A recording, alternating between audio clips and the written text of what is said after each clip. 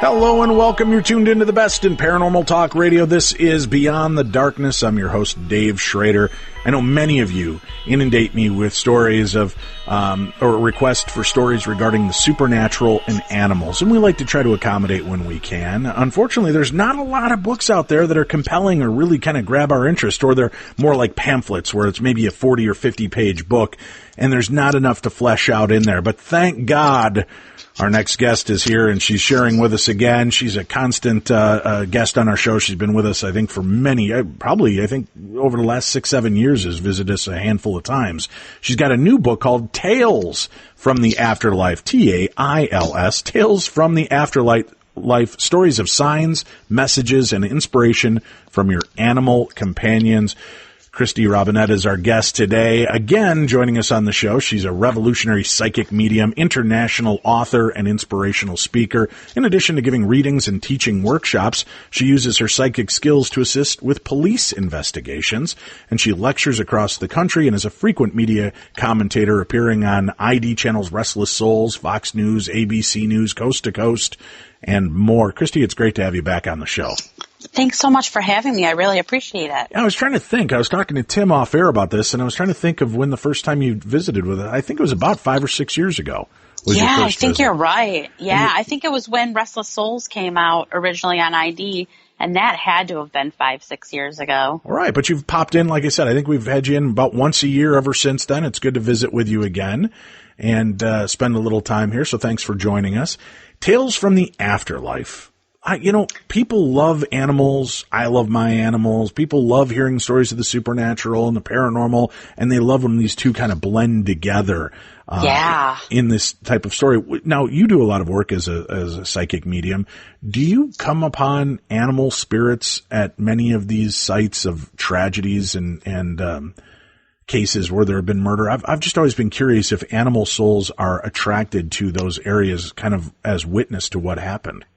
Yeah, they do. The interesting thing is when my publisher came to me asking if I would write this book, I'm like, I am not a pet psychic. So I have a little bit of a different take. I actually see human souls, and then the human souls kind of communicate through the pet souls or the animal souls. So I do it a little bit different. I keep saying I'm not Dr. Dolittle. I wish I had that gift. That's not my gift.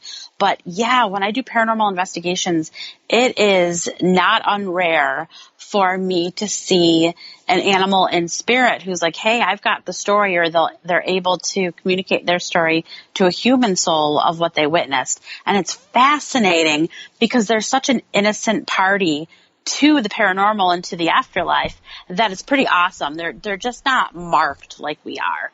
They're not scarred like we are typically. Right. So it's hard enough, it seems, when mediums will convey a message from the dead to us, because a lot of times it's done in signs and in short bursts, right? We can and I got to be honest, that's one of the more stressful and irritating aspects to me of mediumship, is that it's never just, hey, your dad's here, he says he loves you, and by the way, you need to brush your teeth, especially that third molar. Instead, it's like, are you having problems with your teeth? He's pointing to his teeth and holding his jaw like it hurt.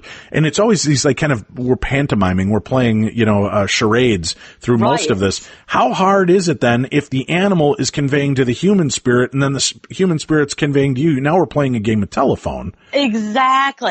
Yeah, it's interesting though, because even if they're showing me health issues, the pet is showing me health issues, I see it in the anatomy of a human being. So I'll be like, I don't know if they got a pancreas, but that's the spot that they're pointing to, you know? So it's that is how they show it to me. And it's I don't know why. I have no idea. I always say I never signed up to be a medium, and now all of a sudden, I'm delving into the pet world, which I adore and I love. And I have no explanation. I try to stay away from the new agey. Nothing's wrong with the new agey, but that's just not my personality. So I know how complicated it sounds and crazy it can sound. And, so when I talk to them, it's like, I'm still me and I'm still going, this is nuts. I can't believe. Ask, maybe I misunderstood then in the first deal. So you see the animal spirits. I do. And so what you're saying is when they communicate, they're not communicating through another human spirit to you. They are. Oh, yeah. They are. Okay. Well, they don't turn into a human spirit. Right. They don't turn into a human spirit. So but is there like a translator spirit there that's doing this. I'm just curious on, sometimes when you're trying to tell somebody something and it's just not getting through, do the animals ever look at the human spirit that they're trying to translate through and then look at you like, oh, Jesus Christ, this guy is dumber than a brick? They have, and I think they sometimes look at me like, what the heck is wrong with you? Because you're not getting it. Right. So, yeah, it kind of goes all ways. But I love the other side. I love my job because the other side has this universal love. And it's translated in that universal love. So it's not like they're speaking cat, they're speaking love. And they do it so often to us in this lifetime as well. We just are so oblivious to the simplification of life, I guess. Is it when the animals come forward to communicate though, and they're conveying, is the spirit that you're conveying with like your guide, or is it their past owner? I mean, what's that connection to the animal?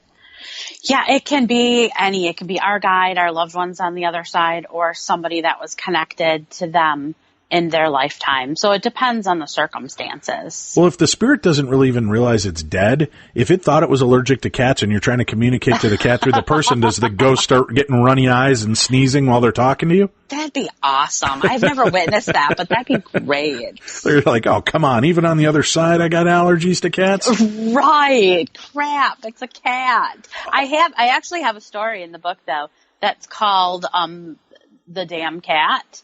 And it tells a story of, I think it's I wrote this a long time ago, but I think it's the grandfather of a client that came to see me. And when she came to see me, I'm like, he's got this cat. He keeps saying the damn cat is with me. And she's like, oh, that's the name of the cat. The cat was called the damn cat because he hated cats, but he had this fondness to the cat. So she's like, that makes complete sense that he's got the damn cat with him.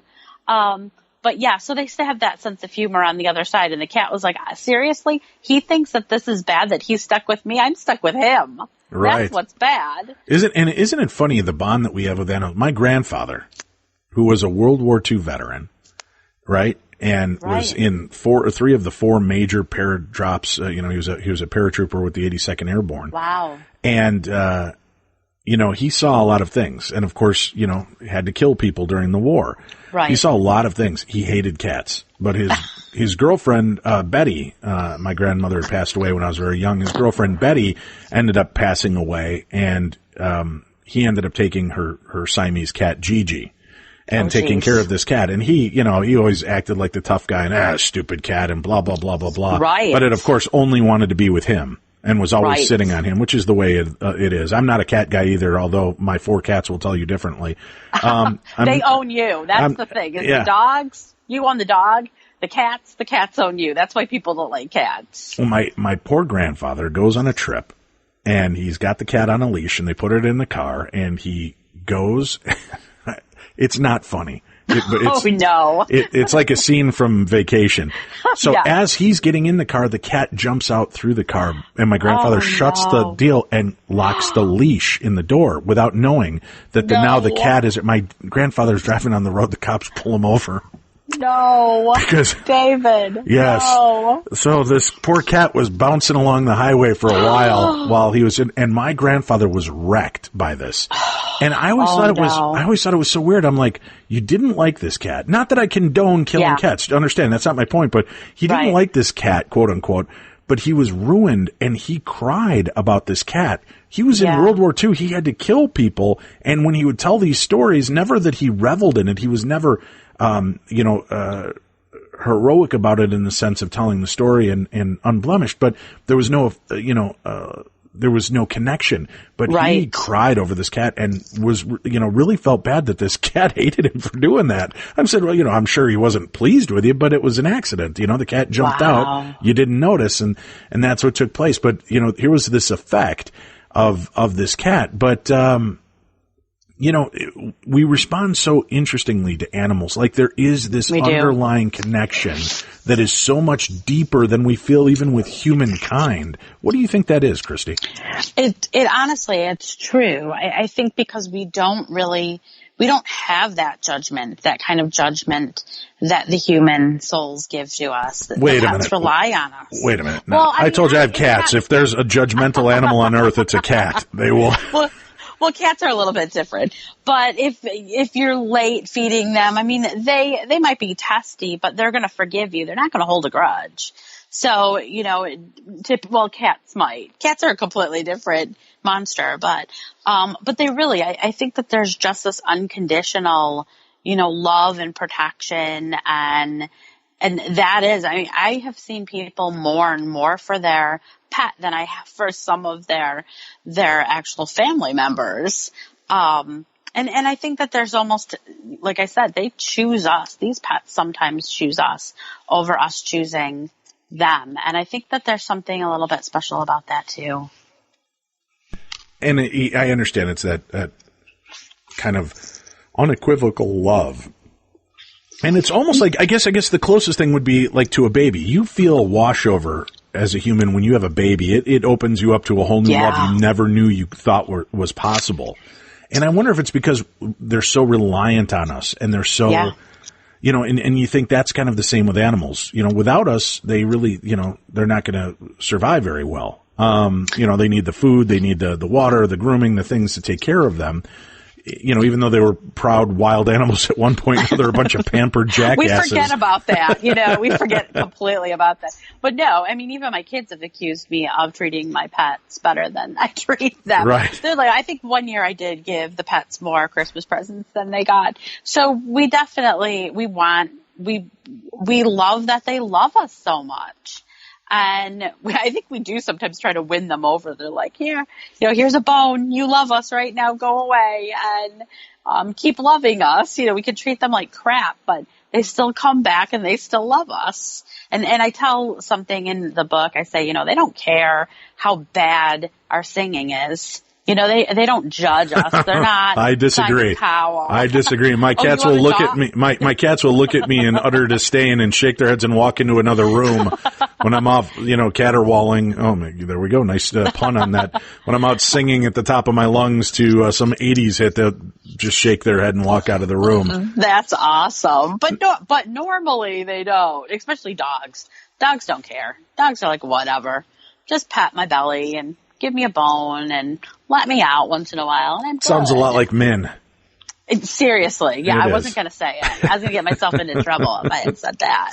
All right. Now, did you see animal spirits when you were growing up as well with this gift? Or was this something, I know you said you're not an animal psychic or an animal medium really, but I mean in the sense of, did you see creatures? And, if there was an animal dead by the side of the road, would you see a spirit hovering around it? Like, what the hell's that, I did. I kind of put the earmuffs on it, because it's strange. I mean, as much as we deal with the paranormal, every time I go and do an investigation, I go, this is weird and this is great.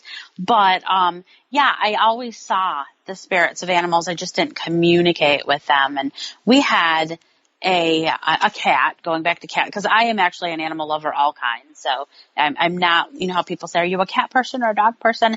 I'm like an every person, except I'm really not a snake fan and not a fan of spiders, but, and pretty much everything else.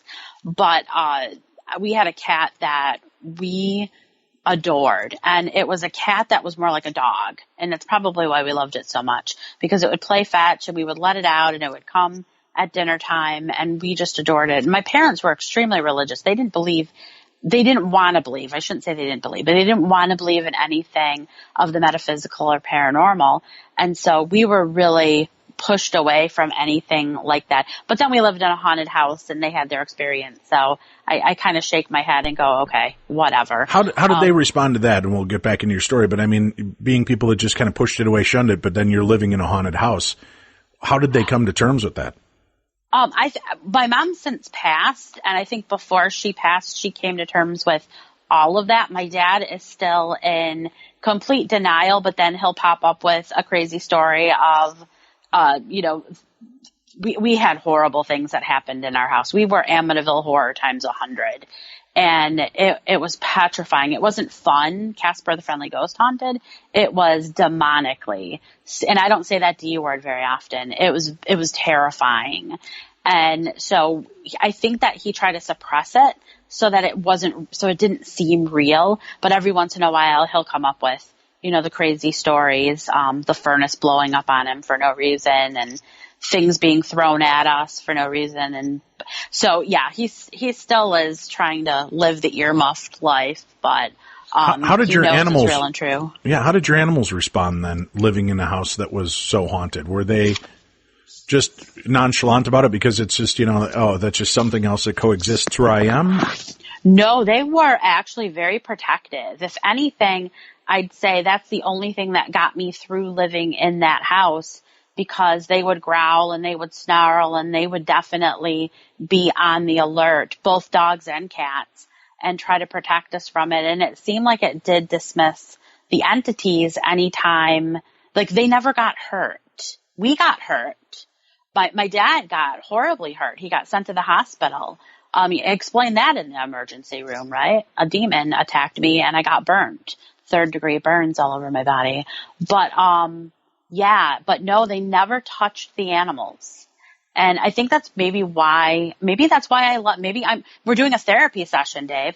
Maybe that's why I love them so much, because I could rely on them to always be there for me, no matter what frightening thing happened, or if it was, a simplistic thing of growing up and my boyfriend broke up with me, they were there to, sit next to me and let me cry on them.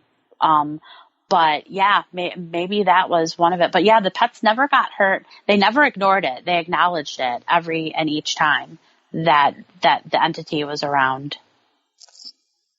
I wonder if the reason that they didn't acknowledge the animals was because the animals were, pardon the metaphysical hoodoo voodoo, but were they vibrating at a different level than, at a higher level, right? Than the spirits. So the spirits were. It was almost like the spirits were blind to them.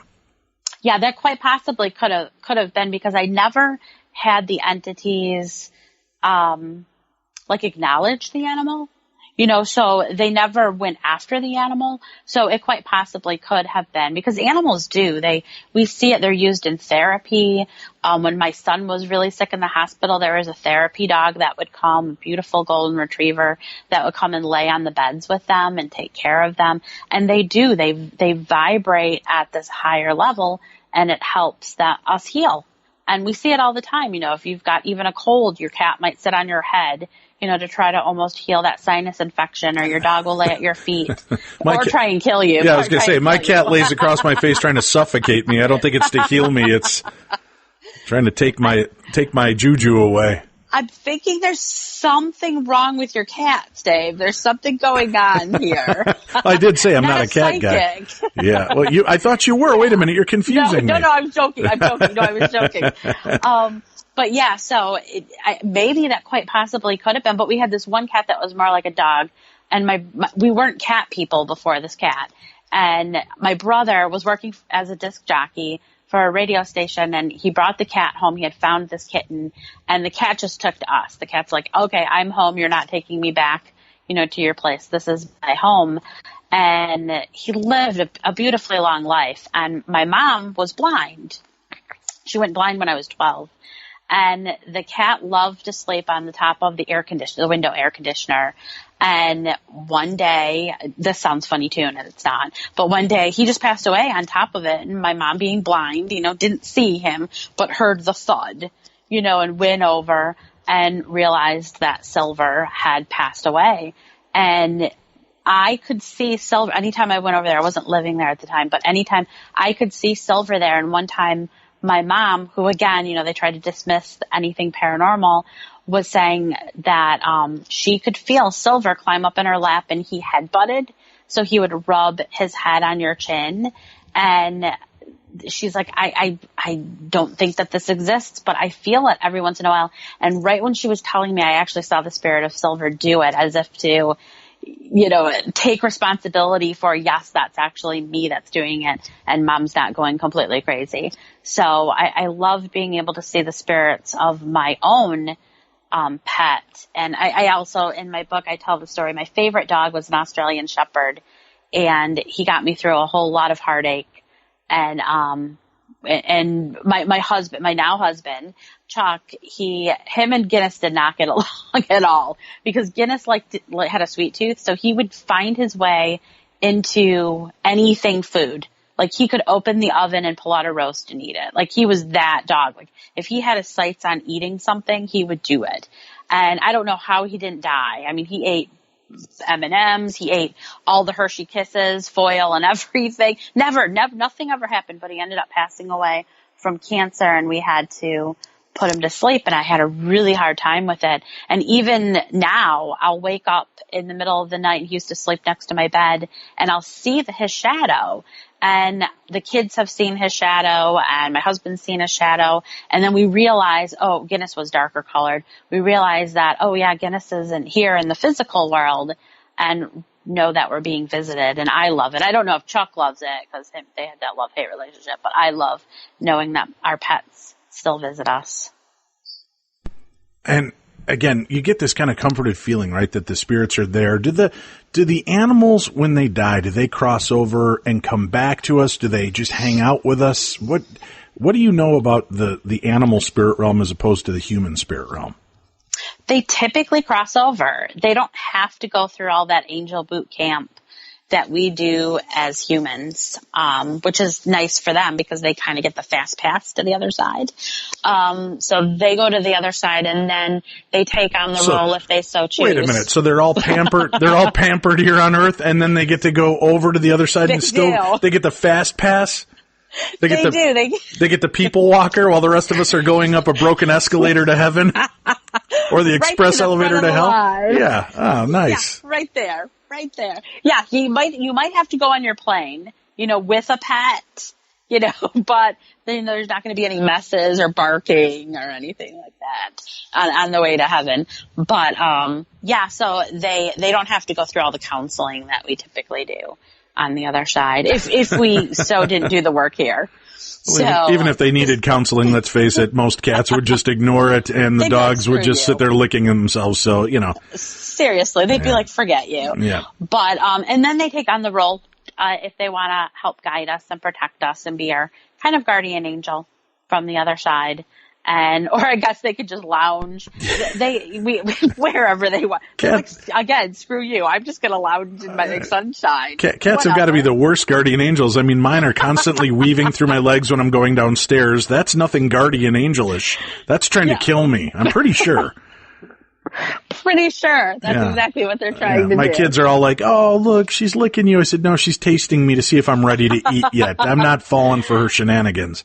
The interesting thing is I typically see more dogs being guardians than a cat or a hamster or anything like that. And are you giving the dogs maybe a little more credit than they deserve? Are they really being guardians, or are they just like, hey, do you have a treat? Have you got a treat? Hey, is there a treat? Do you got any treats? I think that may be why they're hanging with us more in the afterlife. Well, if only they could. I'm sorry, am I sounding cynical? Yeah, if only. But I mean, and there's been one of the other stories in the book that I tell is I had to put another dog of mine who I loved. He was a Great Pyrenees, so they're like white Saint Bernards. He was huge. He was like 150-pound lap dog is what he was. He was a gentle giant, and he ended up getting heartworm. And because he was so big, the doctor didn't give us enough of a dose of the heartworm. And as I was working corporate at the time, and I was so upset, and I got out of, kind of reminds me of your grandpa, but like with that tough demeanor, but that person that just loves everybody, they pretend that they're tough. I worked with a guy who was that tough, and he had been in several different wars, and nobody wanted to work with him. And as I'm getting out of my car and I'm crying and I'm trying to keep it all together for corporate, and he's like, what's going on? And of course, I tell him the story of having to take my dog to the vet and let him go. And he tells me this beautiful story, and I won't ruin it for everybody that decides to buy the book, but this dog they set him up in the military with a dog, and he said pretty much because nobody wanted to work with me. And I was like, yeah, that's pretty much right, because nobody wanted to work with him. He was really ornery. And this dog ended up getting cancer, and he took him to the vet, and the vet said, we're going to have to transition him to the other side. And my friend was really, really upset, and he's like, well, whatever. And he said he was depressed, and he really didn't care what had happened to him. He had no family or anything.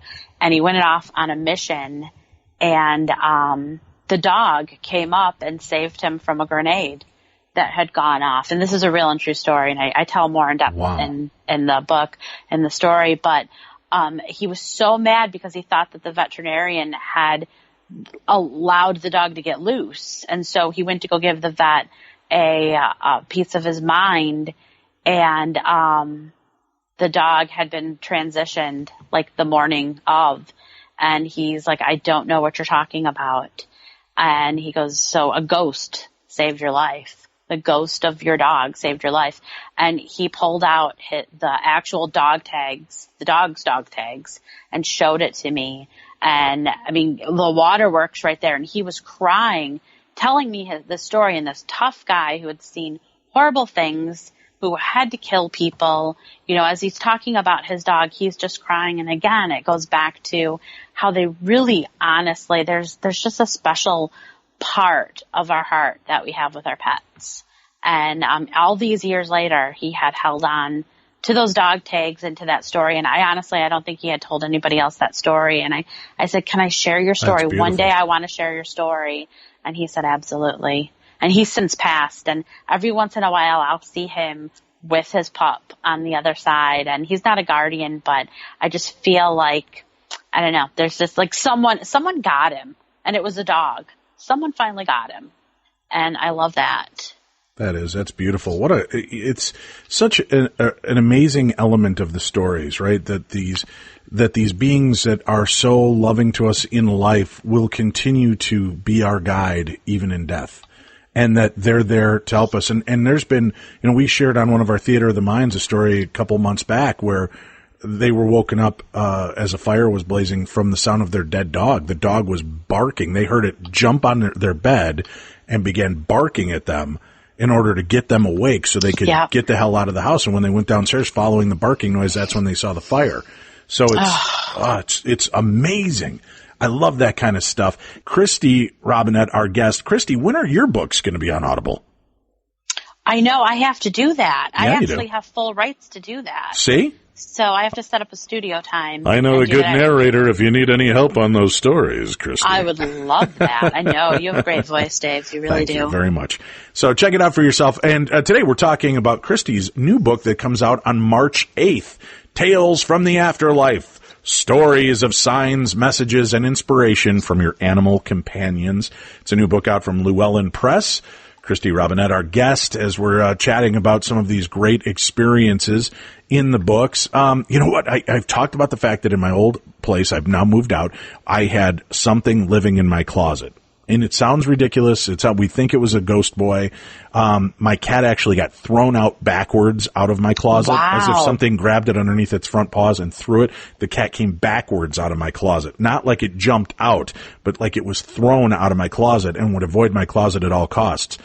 And then I'm thinking, great, we're out of the house. We're all good. We're safe. I'm sitting on my couch in my new house, and I'm sitting here doing some work, and all three cats are lined up right in my hallway. And at the exact same instant, they're all in a row. At the exact same instant, all of their heads tip to the left, and they look down the hall and in unison start going. And I'm like, oh no, something's here with me again. It's bad. Yeah, so luckily we haven't seen or heard anything here yet, but I was like, what the hell? It was the creepiest horror movie moment ever to see three cats standing in a row and their heads tip and they all begin that kind of noises. Freaked me the hell out. Do you think, again, when they're seeing something like this, how do we tell the difference between them seeing a paranormal experience or are they hearing something, a mile away?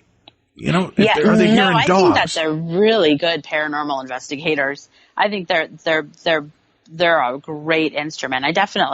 I know ghost hunters at one time had used a dog, during an episode. I wouldn't necessarily, say that's a great idea for those that are just experimenting with the paranormal. But I have seen and witnessed, because since I can see the spirits, been with other animals, going into private homes and doing investigations, that their animals were being affected by the spirits and witnessing what they were witnessing. So that's always kind of, that's spooky right then. When I'm looking at the dog and the dog's looking at me like, you see this, right? I'm like, I see this, you see this, right? And, I had one house that they had a terrible haunting.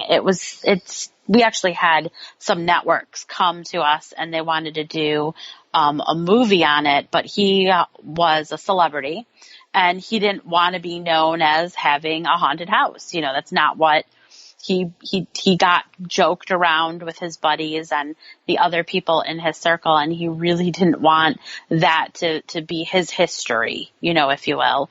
But they had a humongous dog, like a 200-pound dog, and that dog got beaten up by these spirits, and they did the same thing. They finally moved. They finally couldn't do it. They had a priest come out. They had a shaman come out. I was there every other day, kind of acting as a buffer. And so they finally moved, but before they even got the dog into the car, I was smudging the dog, putting holy water on the dog. Everyone was there because they felt like it was attached to the dog. Like it was the innocent victim, and that entity was attaching, but also attacking that animal. It was really sad when you see an innocent, like a baby. You know, it's like, don't mess with kids. No. And don't mess with animals. Come on now. I agree. We need to take a break. We've got more of the best in paranormal talk radio coming your way. You're listening to Beyond the Darkness.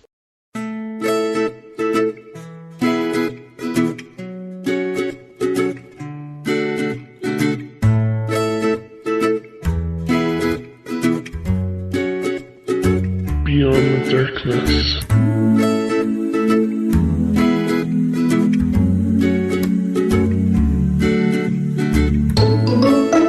Welcome back to the show. This is the best in paranormal talk radio. This is Beyond the Darkness. I'm your host, Dave Schrader. All right, we're back with the show now. The book is available on March 8th. You can find it. You can go pre-order it. As a matter of fact, go to darknessradio.com. Darknessradio.com. Click on the Killer Deals link, and you'll find our guest's book right there. Tales from the Afterlife, and that's TAILS. Tales from the Afterlife, stories of signs, messages, and inspiration from your animal companions. Kristy Robinett, our guest today. All right, Kristy, let's get into some of your favorite stories from the book. And you know, now when you were collecting these, I'm sure you're hearing from people all over the world. How do people react differently to their animals and animal spirits around the world, or is it pretty universal, their experiences? It is actually pretty universal because I put my feelers out and said, anyone that has a story that they want to share with me, come on, you know, share it with me. And then I included a lot, and some got edited out. But yeah, for the most part, we all love our pets. We just do. And, I didn't really see a lot of differences, you know, between the different countries. The stories that they shared were mostly, you know, just that warm and fuzzy. And a lot of people, that's also universal, is the grief and the guilt that comes from the transitioning time, or like your grandpa, you know, who had unfortunately had the accident with the cat. You know, there's a lot of that grief. And what I wanted to do in the book is share these stories with how you can have your experiences and connect with your pet without having to go to a psychic or a medium or a pet communicator, but also so that you could get over, I don't like the word get over. You could get through your grief, and you could get through, you know, your own, because some people feel guilty about getting another pet afterwards. You know, that's one example. They're like, I don't want to replace my cat. Well, you're not. You know, they can reincarnate, but it's not often. It's not, you know, a done deal. Or like Barbara Streisand, who cloned her dog. That's not a normal thing to do. 3 times, I believe now. She's cloned the dog 3 times. I mean, there's so many rescues out there. It's like, come on now. And it could have been a lot cheaper because you can pretty much ask your animal on the other side, if you're supposed to come back, come back. And they will. And sometimes they're like, again, you know, I'm enjoying my sunshine in heaven. Whatever. You left me alone for 12 hours a day. I've been in my sunshine. So there could be a little bitterness on the other side. Do animals reincarnate and come back to us, honestly? They do. Yeah, they really do. It's not often, though. If you don't mind, Kristy, let me just ask this, and then we'll get back into the stories. And I don't mean to derail you on this, but I want to just this is the number one question people always ask me when they find out we're going to do a show like this. Do people reincarnate into animals that come back to us? Not normally. Honestly, I have seen people show themselves in the spirit of an animal. So, like, I have a cat that reminds me of my mother. Is it my mother? Definitely not.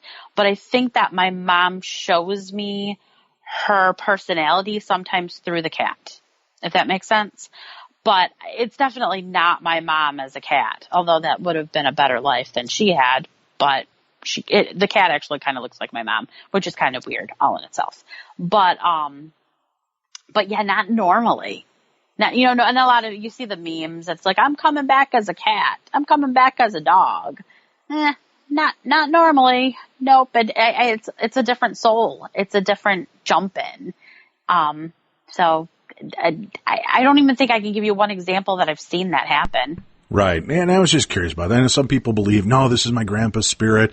And I often wonder, does grandpa or grandma bring an animal into our lives to help fulfill or bring that spot of love? But it's really not them reincarnated. It's more of them. Exactly. Just it's a seeing gift. that, right. It's a gift from the other side, but it's even your cats, Dave, even your cats are probably a gift to you.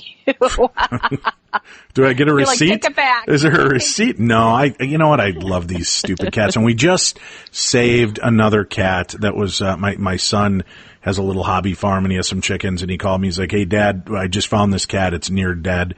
It's frozen. It's freezing outside. It's skinny, but it's by my chickens and I can't have it here. Yeah. So, he said, I don't know what's going to happen, but it's not going to make it, unless somebody takes it in and I can't. So we drove out, picked this goofy cat up, and we now have a fourth cat. For a guy that's not a cat guy, I can't win. I've become a cat guy. I said no more. Absolutely no more, Right. because all of ours are rescues. And then my husband's like, absolutely no more unless one walks up the driveway. Well, why can't he manifest $1 million? Because a couple weeks later, one just skeletons and bones walks up the flippin' driveway. And so, yes, now we have a fifth cat. So I'm one ahead of you. Okay, good. So I'm not completely batshit crazy. That's still you. Okay, yes, good. That is me. But you know what? they all have their own personalities, right, and they all have their own quirks. And I don't know. I don't even hardly notice them. But then my daughter moved back home and I got another one. So I think technically I have 6 cats here. No. Temporarily. Oh my God. Temporarily. I know, it's time right? to run. I need my own house. Yeah. Oh my God. 6 cats. No, I've got, you got to draw the line, but here's the deal. It's like what do you do in this case? My son calls me out of the blue, which is also fun. My son is not a cat guy, at all, but he's been like, hey, how's the cat doing? Can you send me a picture? Is she feeling better? I'm like, why didn't you just keep her? He goes, cats are stupid. I don't want a cat.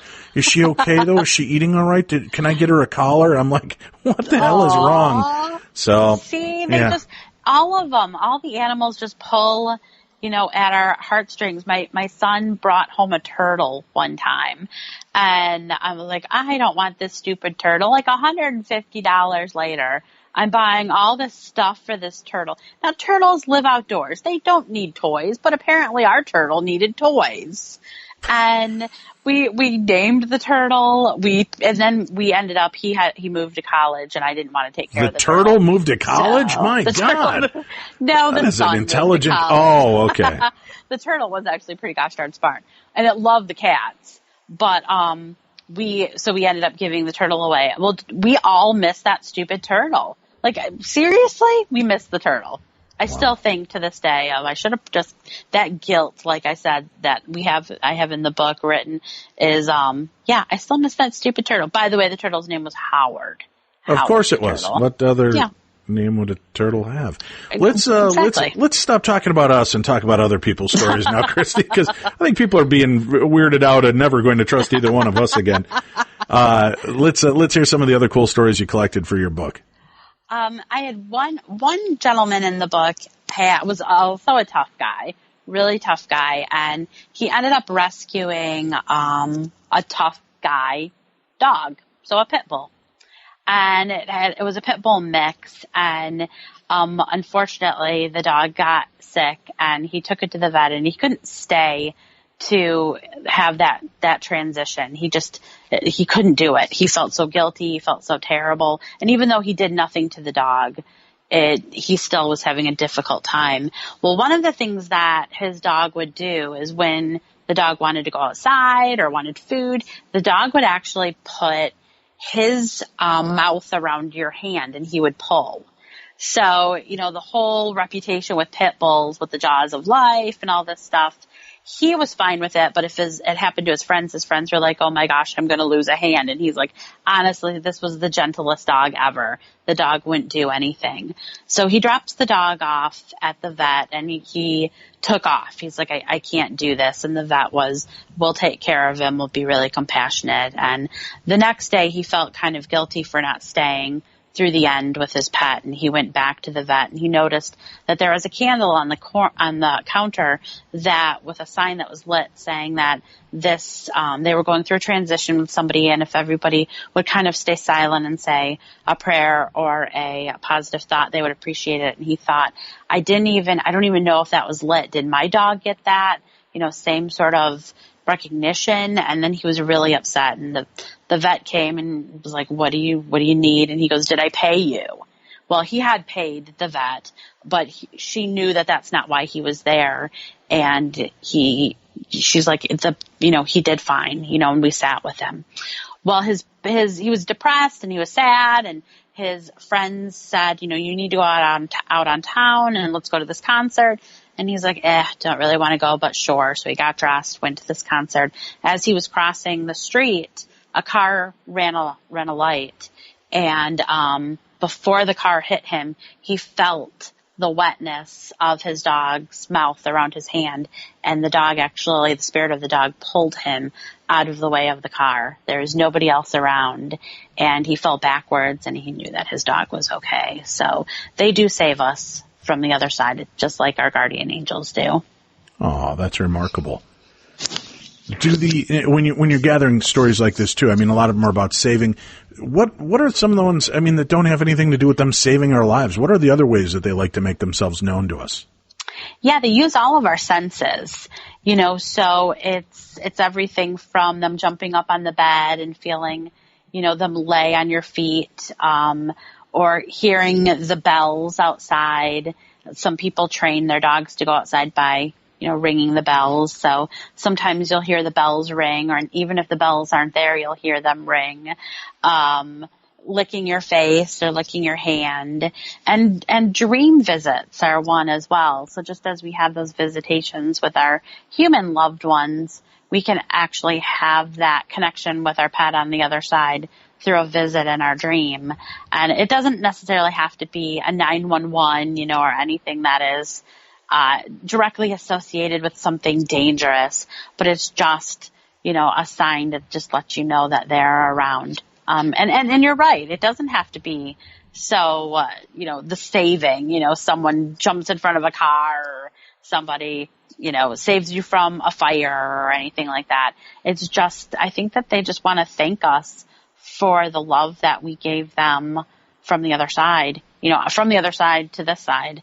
And, yeah, so, I mean, and I've got stories of everything from donkeys to horses to donkeys. Pigs. All right, I gotta hear a good donkey story, which is something you never think you're going to say in life. But let me hear your donkey tale. I don't know if it made the cut in here now that I think of it. I have a goat one too, but no, we actually, where we live, we actually have miniature donkeys, like in our backyard. We don't own them, but our neighbor does, and they're a lot like dogs. So when you go to feed them, they do their Eeyore, hee-haw, just like a dog does with the barking. So they make me laugh every time. Okay, good. Because I was going to say, I don't know a dog that brays. I don't know any of the... I was going to say, your version of dogs and mine are different, apparently. So you have wild donkeys from the neighbors just roaming around in your yard. They're not quite wild. They're actually really sweet, and they love oatmeal cookies. So, no, but they act like dogs. They do. Donkeys and goats do too. Goats are a lot of fun as well. One of the stories in the book that does have to do with a goat, this guy had a farm and he loved his goats. His goats were pranksters. They were always getting into the house, when they were supposed to be, in their barn. And, one ended up passing away as, she was going through childbirth. She ended up getting, so whatever goats get when they have childbirth, colic, I think is what it was.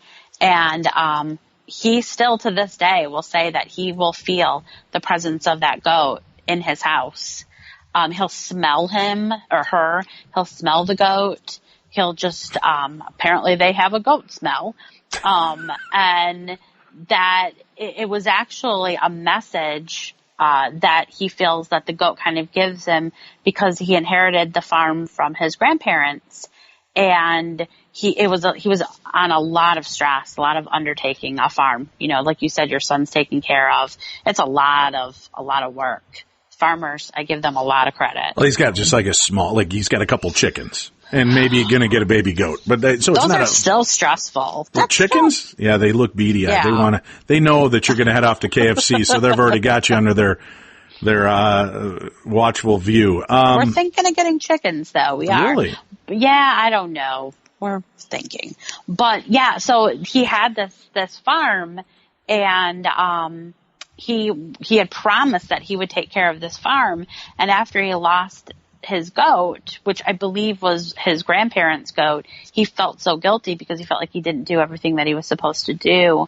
And the message that the goat, I know this sounds so strange, but the message that the goat kept coming through with was that it was okay to let go of parts of that farm, to sell it and to sort of live a life and not spend all the time working on the farm. And that's what he ended up doing. But he still says the goat still visits him. And why wouldn't he? What else has a goat got to do? Right. What else does a goat have? I mean, most people think of goats and the devil, so I'm sure that goats in heaven are probably not real abundant. I actually, again, on my paranormal visitations, we have a friend that has a farm that has a cider mill. I don't know. Some people don't know what that is. In the Midwest, it's cider and apples and farms, and in autumn time we go and we visit cider mills is what they're called. And she had a pig, and the pig, like a regular pig, not like a cute potbelly pig, like a big pig. And that pig would become like so possessed, like would chase after people, and it was just a terrible, terrible, horrible pig. And one day the pig got out and ran in front of a car, like just sat there and let a car run over. This is a terrible story. Let someone run over it. And they believe that it was sort of like whatever entity had gone into the pig. It was like it sacrificed itself because they were really worried it was going to hurt one of the kids that was visiting the cider mill. And so when you say that goats are like just a suicidal pig. It was a suicidal pig. Suicidal swine. But I always think of pigs. Like didn't Amityville Horror have like a terrible pig in it too? Well, the movie took some liberties. Context, yeah, right? It wasn't. It wasn't really a pig. It was just Jody was an imaginary friend of the Lutz's daughter. Well, now you ruined it for me. No, I didn't. I didn't. Christopher Lutz did. He's the one that told us the truth of it. So. Well, Chris, come on now. Right. But no, damn you for telling us the truth. The truth, yeah. But so every time I go to that farm and they have a new pig now, they did end up getting another pig. Of course but they said did. It's not a possessed pig. So it's an okay pig. I wonder if you get a better deal on possessed pigs. No, it was a really mean pig. Like its eyes would turn red. It was crazy. It was a crazy pig. Now, was it demonic? Probably not. Wow. It was just, I don't know, probably had pig flu or something. Swine flu? Yeah. Swine flu, yeah. I wonder if there's truepig.com where you can go order the unpossessed pork. Yeah. I'm trying to keep it together. It's not working. The power of bacon compels you. The power of bacon compels you. What kind of priest do you call? I don't. Someone that knows pig Latin. Oh. Somebody that knows pig Latin. It gay out they. Is that how you do? Oh, Kristy. Kristy is our guest. Her book, again, Tales from the Afterlife, Stories of Signs, Messages, Inspiration, Paranormal Pigs, and all from your animal companions. Animals, do you think animals can become demonically possessed? Yeah. No, I really... Wait, what was that answer? Yeah. Yes. I don't really tell that story in my book because my editor would not like that story. Why not? That's a great story. Possessed pork. But it is maybe for the next one. Maybe I can use it for the next one. Yes. I think you should tell the other side of the story. Possessed pork and demon dogs. Kristy Robinett is back. All right. Oh my gosh. Yeah. Yeah. Keeping it together now. Well, that's what you got to do. So you've got crazy goats. Obviously, I've got psychotic cats that try to kill me. You've got possessed pork. Yeah. What else we got? So, here's something I'm curious about. Your take on this as well. Let's really mess with the people like myself that still like to eat meat. John Oliver, not the comedian on HBO, but the medium psychic, right. Said that he stopped eating meat because when he would go to the store with his mother, all he could hear was the cries of the animals. Oh. And apparently that's not hit you yet. Because your response was like, oh, God, I'm glad I don't hear that. Big Mac, come on down. Well, no, that. I am mostly plant-based, though, because I do believe that we take on the vibration of that. Of the food we eat? Yeah, but then I also go, and I had a class on empaths yesterday, and we kind of talked about this, and I'm like, they're still dying. I don't care how happy you're making them, cage-free eggs, and they were happy cows, before they went to the slaughter, or happy pigs, or whatever. I mean, there still is a fear base. There's an adrenaline that happens when they pass away, and I don't know. For years, we've eaten meat. For years. Believe me, for years. So now all of a sudden it's not okay because people can hear the screams of the animals. Right. Tell me about the screams, Clarice. Tell me about the lambs. Well, no, I was just curious if that affected you. And I didn't mean that you overate or anything. I just meant, did you hear it when you were like, oh, I was like, you sounded like you were like, God, thank God I can't hear the lamentations of the cries of the animals. That would be brutal. That'd be terrible. All right. Now here's something. That'd be terrible. Right. I need to know, do goldfish have a soul? I think that if you loved your goldfish as a human and you wanted your heaven to include that goldfish, then gosh darn, you've got that goldfish on the other side. So what you're saying is no, goldfish don't have a soul, but we can project whatever makes us happy over on the other side. I would like to plead the fifth on that. You heard that, goldfish. The what? But what? Goldfish, you can send your hate mail to Kristy at ihategoldfish.com. Yeah, well, no, but I think that, again, if it's something that you love, then that includes, goldfish. But I've never seen a goldfish come through on the other side. I have seen spiders.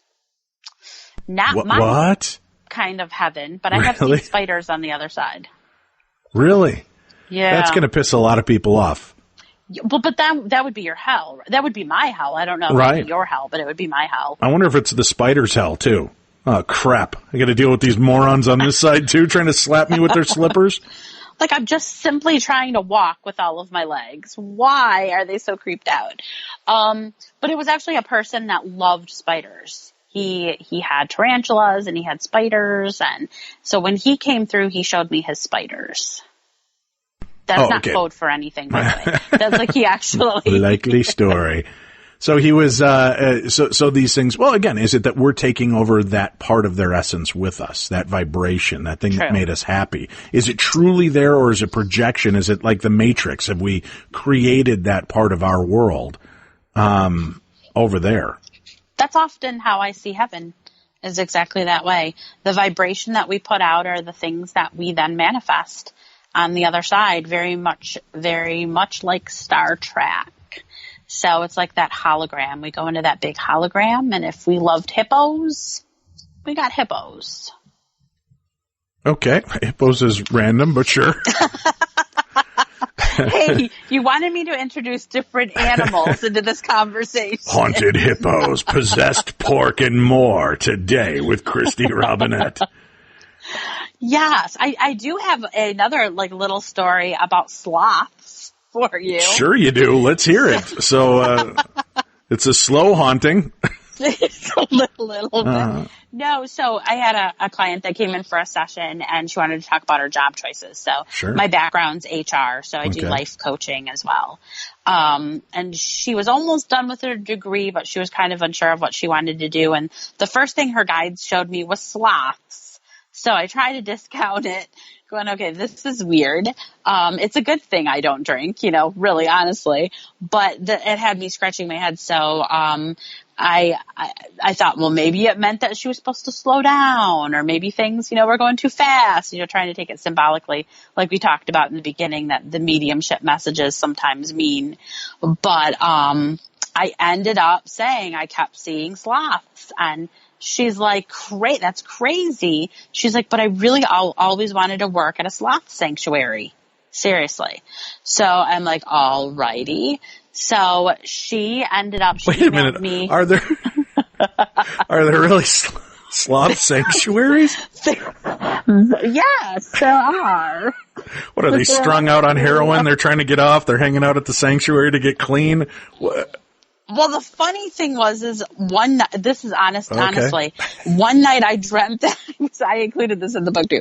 One night I dreamt that I was sitting, this is stupid. I was sitting on a sectional in my living room watching a documentary about polar bears with Bono from U2. And, we were really into watching these polar bears. And I looked at him. This is the Antarctic. What you're seeing now is polar bears dying as the large ice cube that they call an iceberg is slowly melting away due to global warming. By the way, here's a new cut from our album.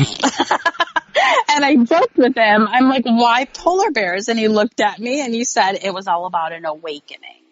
So I joked that Bono's my spirit animal. But it honestly, I think that even the dreams of the animals that we have, the Native Americans utilize them in a totem way. So it absolutely makes sense, why that there's another message to it. But the client that I had read for that I saw sloths, interestingly enough, ended up going to Costa Rica and working for a sloth sanctuary. And, so that's what she ended up doing. So it wasn't symbolic at all. It wasn't. So sometimes it's symbolic and sometimes it's not. A sloth sanctuary. Is there a lot of sloth abuse going on that we're not being told about? Yeah, no, there's a great big sloth sanctuary in Costa Rica. Like look it up. It's a big time sloth sanctuary. And they honestly, they're so slow. So the only reason why they go down, they climb down is to use the bathroom, and then they climb up. By the time they're up, they're like, dang it, I have to go to the bathroom again. So it'd be terrible if there's a sloth with irritable bowels. Kristy, what color? Open the window for me and take a look at the sky. What color is that sky out there for you right now? It's blue. But yeah. Alrighty. We've got a full myriad of stories in the Tales from the Afterlife book, apparently. Good God. Is there any chance we're still being humped by our ghostly companions? That's what everybody really wants to know. Wow. Could be. I've never seen that, but I just see sloths with irritable bowel syndrome. Yeah, no. I mean, no. That'd be terrible. You sound like you're still trying to think it through. No. Maybe. No. Maybe. So once in a while when you get that, what we think is restless leg syndrome, it's really not that at all. It's really a spirit animal humping you. That's probably what it is. Yeah. Or laying on your leg and you can't quite, know why you can't move your leg. Like those pins and needles. That's probably your dog. Great. On your leg in spirit. Oh, Think about that tonight. Man, since you threw the pig Latin joke at me, you know what a haunting of chickens is called, don't you? What's that? Poultrygeist. Thank you. I'll be working the room till 5. Remember to tip your waiters and wait staff. All right, let's get serious again. Give me a couple of your heartfelt stories from the book before we have to call it a night here. I don't even know if I can recover from this. No, I don't like snakes. You said you don't really like snakes. So, I mean, do you come across people that want to communicate with snakes, and do they from the other side? I don't really want to tune into a snake. Like, I just don't. I have had a couple people say that they had a pet snake, and did I see them? And I'm like, oh, heck no. I'm just not dialing wherever the snakes are in heaven. That's not what I would like to do. So yes, that would. So you're kind of a snobby psychic, right? You're like, no, sorry. Bring on the possessed pork, but keep your damn snake to yourself. Keep the snake. Until Alice Cooper, which I hope that this doesn't happen, bless his soul, that he stays here. But if he were to come to me and say, hey, can you tune into the boa constrictor that I had 25 years ago? I might think about it. But otherwise, I'm not tuning into your python. Not doing it. Well, that's good to hear. I'm sure my wife will be happy to know that you're not trying to tune into my python. Let's, Kristy, shame on you. This is a family show. I have no idea what you're talking about. Exactly. I don't understand. I got you. And what if Richard Gere wants you to tune into his gerbil? Are you going there? No, I'm not at all. I got you. No. No, come on. Give me some. You've got some nice, tender, loving stories. No, I do. Now. All right, let's hear a couple of those as we try to regain control of the show here. One of my favorite stories actually came from Coldwater, Michigan. And before the Civil War, there was a horse that used to pull the streetcar back and forth. And this horse was real known in the town. He was a nice horse. His name was Old Sam. And when the Civil War began, not only did they lose a lot of soldiers, they lost a lot of horses. And so they came to all of these small towns to see if anyone would give up their horses. And Old Sam was a grueling horse. He was a workhorse. And so the farmer gave up Old Sam. And Sam ended up going to war. And he was a hard worker, just like he was in Coldwater with the streetcar. And he ended up saving several people's lives. And so he was the only survivor to his platoon in Gettysburg. And so he went on to a couple other battles. But when he was brought back to Coldwater, he had this big parade, just a huge parade. And he loved people. So they said, well, we're going to retire Old Sam. He was a war hero. We're going to retire Old Sam and we're going to let him be with the townspeople, and the townspeople would feed him the sugar cubes and the apples and all of that. And he was in every parade. And then he ended up passing from old age. And so they said, well, we want to give him a funeral that he deserves. We want to give him a military funeral and bury him in the military cemetery up on the hill in Coldwater. And the town said, absolutely not. So here in Michigan, you're not allowed to bury an animal next to a human. So you have to have a pet cemetery or a human cemetery. And so they said, absolutely not. But it was convenient that the head of the town decided to go away for the weekend. And so the entire town in the dead of night took Old Sam and they buried him in the pet cemetery, or in the cemetery, with a light over his gravestone. And still today, people go and visit Old Sam, but still today, you will hear the clip clap of his hooves going up and down Coldwater Street. And there's been a lot of experiences that people have actually not only just heard him, but they've seen just a random horse wandering back and forth the streets of Coldwater, trotting back and forth, just happy.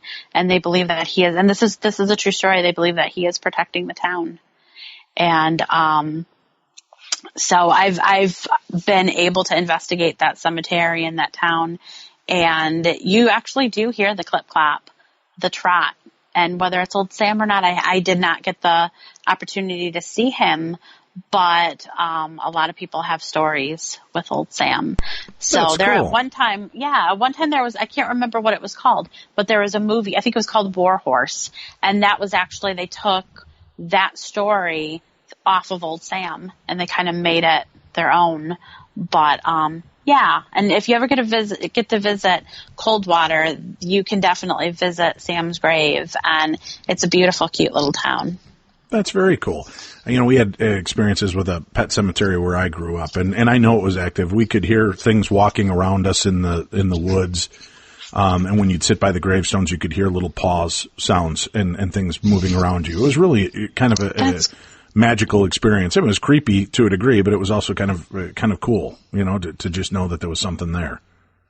Yeah, and I love to, you know, like we were saying, you know, I think animals on the other side are able to interact with animals still here, you know, as well. So, you know, you wonder how much of like the wildlife, like a squirrel going up the tree is like, hey, there's a cat there. Is that cat going to chase me? And if they know if it's a ghost, or like you said, if they're just vibrating at a higher vibration. But, yeah, so animals on this side also interact with animals, you know, on the other side as well. And they miss their loved animals. They miss their loved animals. So like if you have two dogs and one passes away, the other dog grieves as well. And there's been a lot of stories I have in the book that talks about their counterparts having their visitations, you know, with the spirit, with the soul as well, and whining or feeling comforted from that animal that's on the other side too. So I wrote the book to help with those that were grieving, you know, in all seriousness, to help with those that, you know, want to know what happens to their pet. You know, do they go to the other side, or are they stuck in a middle place, or do they even have a soul? And so I hope it's a tearjerker of a book. So when I was writing it, I cried. When I edited it, I cried. Everyone at Llewellyn cried when they read it. And so it's not sad. It's just a really heartfelt. The stories that were shared with me are really heartfelt.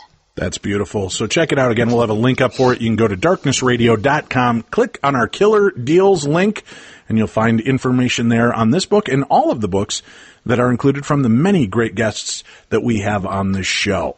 We'll be back again Friday with another brand new edition of the best in paranormal talk radio, plus a brand new theater of the mind right here on Beyond the Darkness.